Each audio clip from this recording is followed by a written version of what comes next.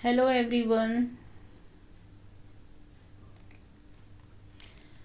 Acid base salt का जो part 1 हम कर रहे थे उसी का ये सेकंड पार्ट में आप लोगों का स्वागत है। Welcome to DSL classes. और हम एसिड बेस सॉल्ट के ही इम्पॉर्टेंट क्वेश्चन पार्ट 2 हम ये आज वीडियो देखने जा रहे हैं, जिसमें पहले पार्ट 1 जिसने नहीं देखा हो वो प्लीज़ वहाँ पर जाकर चेक करें। पार्ट 1 हम डाल चुके हैं जिसमें हमने प्रीवियस ईयर्स के क्वेश्चन और सैम्पल पेपर के क्वेश्चंस को डिस्कस किया था। और अब हम पार्ट 2 में करने जा रहे हैं discussion about the this year question कि इस साल हमें कौन से इंपॉर्टेंट क्वेश्चंस लग रहे हैं जो आ सकते हैं 2020 में 2021 के सेशन में। ठीक है, तो इस सेशन की बात करेंगे आज अब की बार हम कि कौन से इंपॉर्टेंट क्वेश्चंस हैं जिनके आने के चांसेस हैं। तो बच्चों, मैंने ये देखा है कि जैसे अभी आप 10th क्लास में हो सर, तो अभी 10th से 11th में सब जाने वाले हो, बोर्ड पेपर ख़त्म होंगे। उससे पहले हमें बहुत सारे कन्फ्यूज़न्स रहते हैं। कोई सोचता है कि मैं 11th में पीसीएम लूँ एंड देन मैं इंजीनियरिंग में चला जाऊँ, एंड कुछ के दिमाग में चल रहा होता है कि चलो बायो ले लेते हैं एंड मेडिकल में चले जाएंगे। मतलब हर एक का कुछ ना कुछ एम होता है, लेकिन हम बहुत कंफ्यूज होते हैं उसे लेकर। कोई ये सोच रहा होगा कि चलो मैं ऐसे करती हूँ, ऐसे करते हैं सिविल सर्विसेज में चले जाते हैं, या फिर कई कॉमर्स लेकर अकाउंट्स वगैरह पढ़ने लगेंगे, मैनेजिंग बैंक वगैरह में जाने की ट्राई करेंगे कि मैनेजर बन जाएं। चलो वहाँ की कोई जॉब अच्छी हमें अट्रैक्ट कर रही होती है। या कुछ को साइंस या स्पेस साइंस से बहुत दिलचस्पी होती है कि चलो एस्ट्रोनॉट बनेंगे हम तो। लेकिन हम बहुत 10th तक क्या रहते हैं, 10th में बहुत कंफ्यूज रहते हैं कि हमें एग्ज़ाम के बाद जब हम एडमिशन के लिए जाएंगे तो हम 11th में क्या सब्जेक्ट लें जो हमारे लिए बहुत अच्छा हो, हमारे कैरियर को स्ट्रॉन्ग कर दे, जो हम बनना चाहते हैं वो भी बन जाए, प्लस हमारे सारे कन्फ्यूजन्स जो हैं वो दूर भी कर हो जाएं कुछ। तो इस बात से रिगार्डिंग जो है वो अनअकैडमी लेके आया है कैरियर क्विस्ट।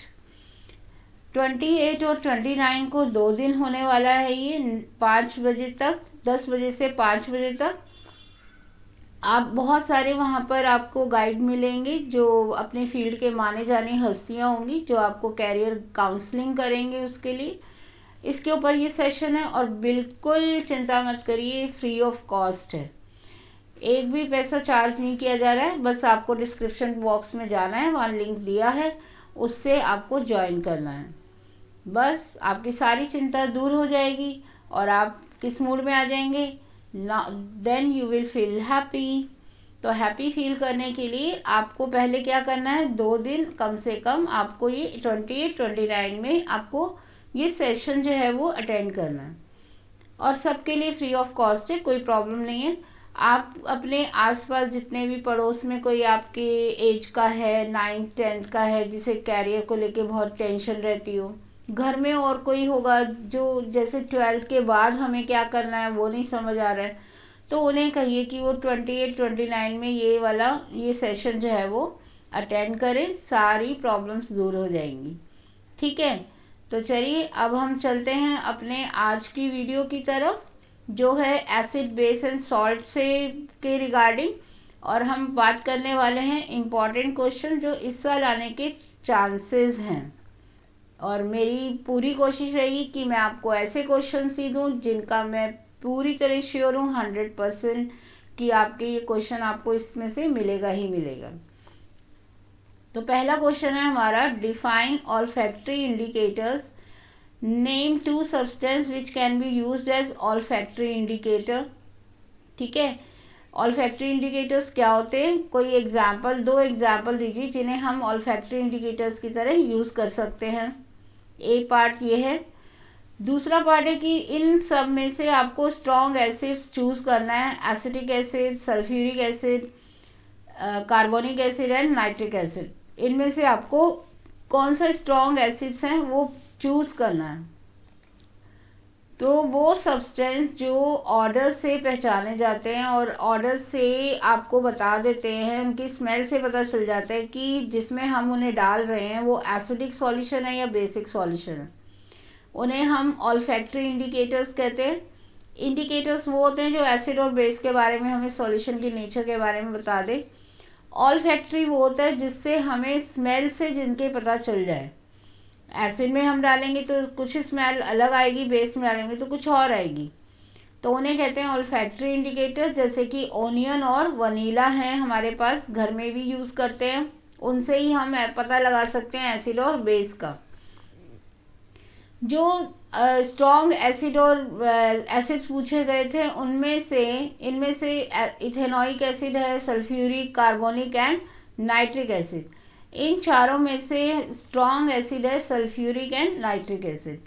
इथेनॉइक एसिड जो है वो एक वीक एसिड है जिसकी एसिडिक स्ट्रेंथ बहुत कम होती है। ठीक है, तो नेक्स्ट क्वेश्चन चलते हैं। The state the chemical properties on which the following uses of baking soda are based. Baking soda वो कंपाउंड है, सॉल्ट है, जिसे हम कुकिंग में यूज़ करते हैं और काफ़ी यूज़फुल है ये कुकिंग पर्पस से भी है, प्लस उसके साथ साथ ये एंटासिड है, फायर एक्सटिंग्विशर है, केक वगैरह को, पिज़्ज़ाज को सॉफ्ट एंड स्पॉन्जी बना देता है, एंड सॉफ्टनिंग ऑफ वाटर में यूज़ किया जाता है। तो दे आर आस्किंग कि कौन सी प्रॉपर्टी है बेकिंग सोडा की जो उसे एंटासिड बनाती है या उसे फायर एक्सटिंग्विशर की तरह यूज़ करने में हेल्प करती है, एंड ब्रेड एंड केक को सॉफ्ट एंड स्पॉन्जी कर देती है। तो ऐसी कौन सी प्रॉपर्टीज़ हैं उसके अंदर। तो as we know baking soda जो है वो बेसिक होता है, बहुत माइल्ड बेसिक है नेचर में। तो जब भी हम कुछ उल्टा सीधा खा लेते हैं, ऑयली चीज़ खा लेते हैं, तो एसिडिटी हो जाती है। उस एसिडिटी को न्यूट्रलाइज करने के लिए हम बेकिंग सोडा ले लेते हैं, उसको हम खा सकते हैं पानी के साथ, तो वो हमारा जो एसिड है वो न्यूट्रलाइज हो जाएगा और हमें रिलीफ मिल जाता है। तो because it is weakly basic in nature, that's why it is use at antacid. दूसरा था कि भाई कौन सी प्रॉपर्टी है जो उसे फायर एक्सटिंग्विशर में यूज़ करते हैं हम उसे, क्योंकि उसमें से जो रिएक्शन जब होती है, सल्फ्यूरिक एसिड होता है, साथ में सोडियम बाइकार्बोनेट होता है, जब दोनों की रिएक्शन होती है तो CO2 और वाटर रिलीज होता है। CO2 जो है वो फायर को बुझाने में, क्योंकि सपोर्ट नहीं करता, तो बुझाने में हेल्प करती है CO2 गैस, इसलिए ये प्रॉपर्टी इसको फायर एक्सटिंग्विशर की तरह यूज़ करने में हेल्प कर रही है। ऐसे ही जब हम इसे ब्रेड एंड स्पॉन्जी बनाने में, ब्रेड को या केक को स्पॉन्जी बनाने में क्यों यूज़ करते हैं, सेम रीज़न कि CO2 जब निकलेगी तो झाग बनाते हुए निकलती है, इफर्वेसेंस के साथ निकलती है, और वो जहाँ से ब्रेड में से, केक में से निकलेगी तो वो फ्लफ़ी हो जाएगा। लेकिन बेकिंग सोडा को एज सच नहीं डाला जाता किसी भी कुकिंग पार्ट में, उसे हम बेकिंग सोडा की जगह बेकिंग पाउडर की फॉर्म में यूज़ करते हैं, क्योंकि बेकिंग सोडा जो है वो कड़वा होता है टेस्ट में, बिटर होता है टेस्ट में, तो उसकी बिटरनेस को रिमूव किया जाता है थोड़ा सा टार्टेरिक एसिड उसमें डाल के। तो टार्टेरिक एसिड जो है उसकी बिटरनेस को ख़त्म कर देता है, and that mixture is called the baking powder. तो बेकिंग पाउडर डालना जो है वो कुकिंग की चीज़ों में हमेशा बेकिंग पाउडर डालते हैं, क्योंकि एज सच हम बेकिंग सोडा डालेंगे तो केक, ब्रेड जो है वो सब कड़वे हो जाएंगे, बिटर हो जाएंगे, तो इसलिए डायरेक्ट ये नहीं डालते। It is a mixture of, baking powder डाल जाता है, mixture of tartaric acid and baking soda, right. चलिए तो नेक्स्ट क्वेश्चन की तरफ चलते हैं हम। Coming to the third question, write the name given to bases that are highly soluble in water, give an example. ऐसे बेसिस जो पानी में डिजॉल्व, सारे बेसिस जो हैं वो वाटर सॉल्युबल नहीं होते, सर ने आपको ब्रीफिंग में समझाया था कि सारे bases are not soluble in water. जो बेसिस वाटर में सॉल्युबल हो जाते हैं उन्हें क्या कहा जाता है, और कोई एग्जाम्पल दीजिए। टूथ डिके पीएच से कैसे रिलेट हो रहा है और कैसे बचाया जा सकता है। एंड तीसरा, जब कोई बीज या आंट वगैरह, कोई भी ऐसी चींटी वगैरह है, बीज हैं, वो काट लेती हैं तो पेन होता है, बहुत इरिटेशन होती है और पेन होता है, और जब हम उसके ऊपर बेकिंग सोडा रगड़ लेते हैं तो काफ़ी आराम आता है। तो ऐसा क्या है उसके अंदर। तो पहले का आंसर है कि जो NaOH एग्जाम्पल है उसका, जो बेसिस वाटर सोलेबल होते हैं दे आर कॉल्ड एल्कलीज, ठीक है, एल्कलीज कहा जाता है। और टूथ डिके जो है वो ज़्यादातर जब पीएच माउथ की काफ़ी लो हो जाती है, डाउन हो जाती है, तो टीथ के इनामल जो है वो डिके हो जाता है। तो इसके लिए जो टूथपेस्ट यूज़ किया जाता है, ब्रशिंग की जाती है टीथ की, उसमें वो होता है, टूथपेस्ट होता है अल्कलाइन इन मीडियम, जो कि उस एसिड को रिमूव कर देता है। नेक्स्ट था कि बीज के काटने से क्या हो जाता है और ऐसी इरिटेशन होती है, तो बेकिंग सोडा डालने से वो ठीक क्यों हो जाता है।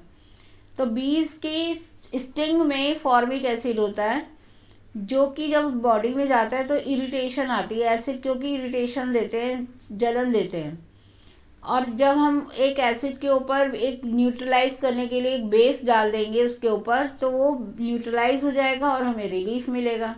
तो इसलिए ज़्यादातर क्या करते हैं, हम बेकिंग सोडा वगैरह डाल देते हैं, रगड़ देते हैं उससे, या फिर हम चाबी वगैरह, लोहे की चाबी रगड़ देते हैं। तो लोहा भी क्या, आयरन भी कैसा होता है, that is also basic in nature.